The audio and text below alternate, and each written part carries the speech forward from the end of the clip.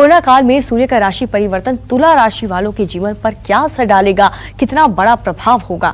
16 अगस्त तक तुला राशि वालों को कहां मिलेगा फायदा और कहां मिलेगा सम्मान, आइए जानते हैं पंडित जी से। चलिए, तुला राशि के जातकों को बताना चाहूंगा कि आपके आजीविका स्थान में, दसम भाव में, पिता स्थान में, कर्म क्षेत्र में ये परिवर्तन हुआ है। इस भाव में सूर्य दिग्बली होता है और सूर्य की ये अवस्था अच्छी मानी जाती है। इस भाव में करियर और पेशेवर जीवन के बारे में विचार किया जाता है और सूर्य की कर्क राशि में आने से तुला राशि के जातकों के नेतृत्व की क्षमता बढ़ेगी। नेतृत्व क्षमता बढ़ेगी, इसमें कोई संदेह नहीं है। हर काम बहुत अच्छी तरह से आप करेंगे और उसकी तारीफ भी होगी। आपकी नई जिम्मेदारियां आपके लिए अवसर लेकर आएंगी और कोई अच्छा पद भी आपको मिल सकता है। तुला राशि के जातकों के गोचर का एक और भी जो अहम पहलू है वो ये है कि आपके चतुर्थ भाव में शनिदेव भी विराजमान रहेंगे। ऐसे में पिता या किसी सरकारी संस्था से आपको लाभ मिलने का योग बना हुआ है और प्रॉपर्टी से भी लाभ होगा, मान सम्मान भी बढ़ेगा।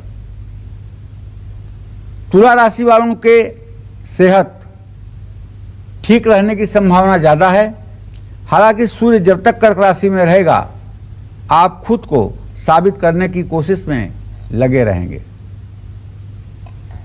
और किसी विशेष काम के लिए जाने से पहले अपने पिता तुल्य या भगवान की मूर्तियों के चरण छू करके उनका आशीर्वाद लेकर के घर से बाहर निकलें। जय मां विंध्यवासिनी। बिल्कुल, तो आपने जाना कि तुला राशि वालों को किन बातों का खास तौर पर ख्याल रखना है।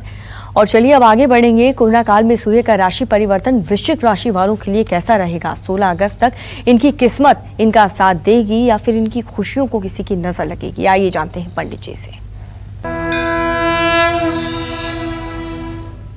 वृश्चिक राशि के जातकों के लिए दसम भाव का स्वामी सूर्य भले है, लेकिन वो भाग्य स्थान नवम भाव धर्म स्थान में गोचर कर चुका है।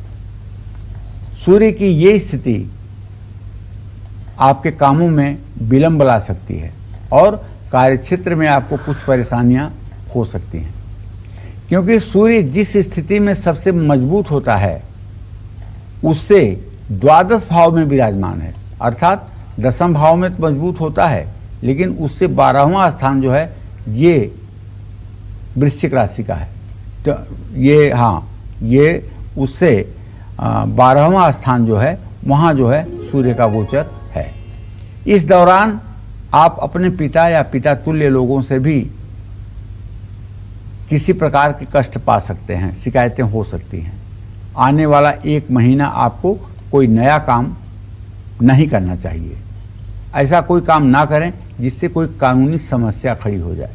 और ख़ास करके अगर आप जंगल से रिलेटेड, लकड़ियों से रिलेटेड या फिर फर्नीचर से रिलेटेड काम करते हैं तो आपको बिजली, आग के शॉर्ट सर्किट से पूरा सावधान रहने की ज़रूरत होगी इस पूरे महीने में।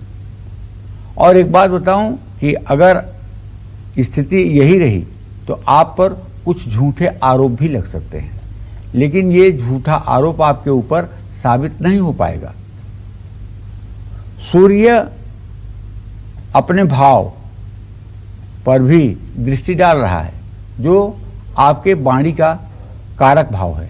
ऐसे में आपकी वाणी में कठोरता आने पर परिवार में कलेश होगा, जीवन साथी से दूरी बढ़ेगी, आर्थिक पक्ष भी थोड़ा सा कमजोर हो सकता है। ऐसे में सोच समझ करके खर्चा करिए। मैं तो ये कहना चाहूँगा कि इस पूरे महीने आप अगर बहुत आवश्यक न हो तो कोई यात्रा ना करें और अपने स्वास्थ्य का ध्यान दें। वृश्चिक राशि के जातक अगर संतान प्राप्ति की कामना कर रहे हैं तो उन्हें एक हरिवंश पुराण की पूरी पुस्तक को पढ़ करके और उसे लाल कपड़े में लपेट करके सोने की अंगूठी के साथ किसी पौराणिक या वैदिक ब्राह्मण को रविवार के दिन सुबह दान करना चाहिए। तो कोरोना काल में सूर्य का कर्क राशि में प्रवेश होना धनु राशि वालों की जिंदगी में कौन से बड़े बदलाव लाएगा? 16 अगस्त तक धनु राशि वालों को किन बातों का रखना होगा खास तौर पर ख्याल, आइए जानते हैं। देखिए, हम बात तो सूर्य ग्रह की ही कर रहे हैं, लेकिन अगर धनु राशि का संपूर्ण गोचर देखें इस महीने के लिए तो शनि मकर राशि में ही रहेगा, बृहस्पति धनु राशि में ही रहेगा केतु के साथ, और मंगल लगभग 22 दिनों तक अपनी राशि में मीन राशि में ही रहेगा। और मुझे बुध और शुक्र का गोचर बदलता हुआ दिखाई दे रहा है। बाकी सूर्य भी अपने राशि से अष्टम भाव में ही गोचर करेंगे, जिसे अनिश्चितता और परिवर्तन का भाव भी कहा जाता है। सूर्य का ये गोचर धनु राशि के जातकों के लिए चुनौतीपूर्ण हो सकता है। इस दौरान आपको किसी तरह का घाटा भी हो सकता है, जो आपको आर्थिक रूप से असुरक्षित महसूस कराएगा। कार्यक्षेत्र में वरिष्ठ अधिकारियों का और सरकार से उत्पन्न होने वाली समस्याओं की भी आशंका रहेगी। इस समय आपके विरोधी सक्रिय हो सकते हैं, जिसके कारण आपके जीवन में उतार चढ़ाव की स्थिति आ सकती है। आपके विकास की गति धीमी हो सकती है। इस समय किसी से कर्ज लेना और किसी को कर्ज देना, ये दोनों बातों से आपको बचना चाहिए। आप किसी कानूनी पचड़े में भी फंस सकते हैं, क्योंकि बृहस्पति और केतु का गोचर आपके शरीर भाव पर है। ये गुरु चांडाल योग ठीक करने के लिए अगर आप शिव सहस्रनामावली का पाठ करें तो भी आपको लाभ मिल सकता है। और ससुराल पक्ष से मतभेद भी हो सकता है। आपका स्वास्थ्य इस गोचर के दौरान अच्छा नहीं रहेगा और दुर्घटना होने की भी संभावनाएं बनी हुई हैं।